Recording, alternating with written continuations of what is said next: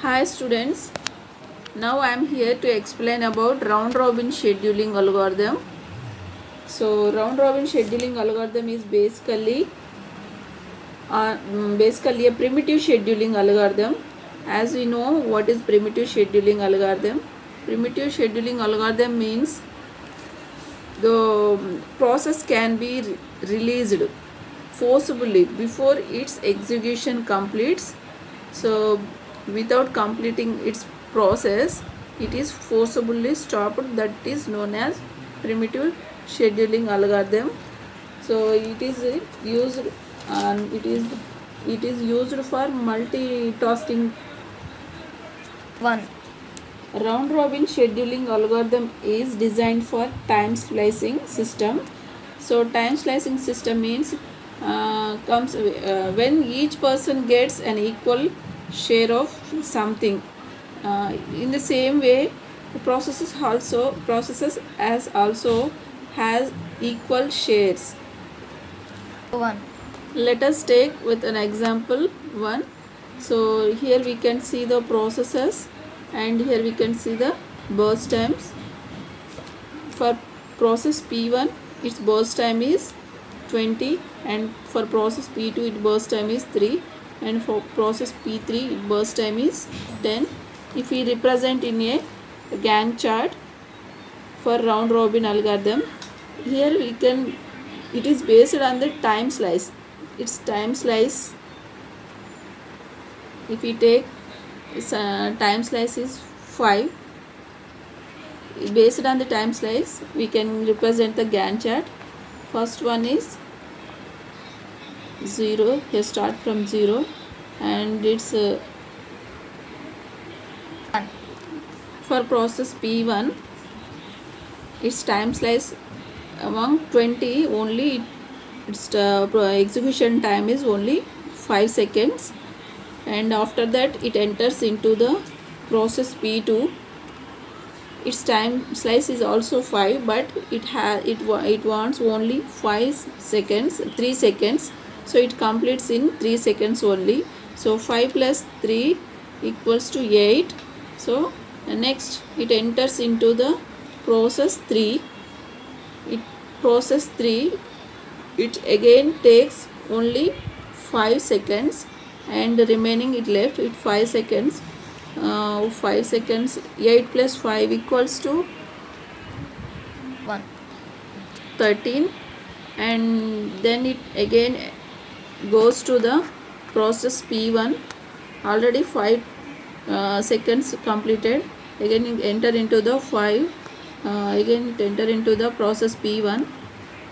Its time slice is 5, so you again another 5 seconds will take. So 13 plus 5 equals to 18 and next it enters into the P2. P2 is already completed, so next goes to the P3. P3 left one more 5 seconds, so it 18 plus 5 equals to 23 and again it enters into the process P1. It takes P1 and 23 plus 5 equals to 28. Again it goes to the process P2. P2 already completed and as well as P3 is also completed. Again it take another 5, so that is P1 process 28 plus 5 equals to 33. 1. This representation is known as Gantt chart. Gantt chart of scheduling processes.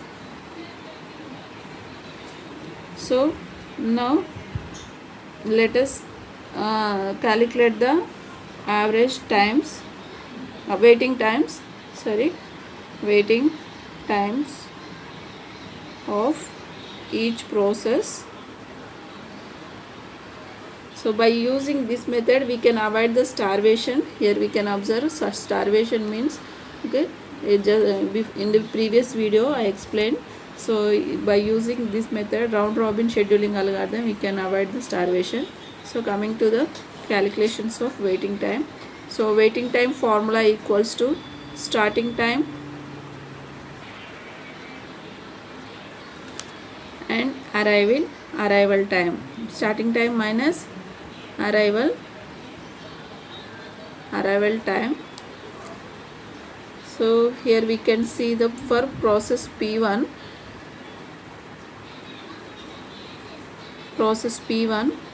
its starting time is 0 and its arrival time also 0, and plus where is the another where is the another P1 process is here. The starting time is 13 and its arrival time is here we can see 5, and next here we can see process P1, its starting time is plus its starting time is 23 and its arrival time is 18. Here we can see 18,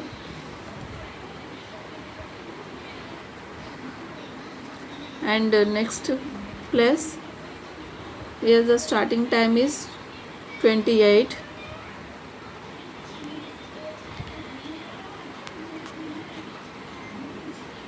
minus its arrival time is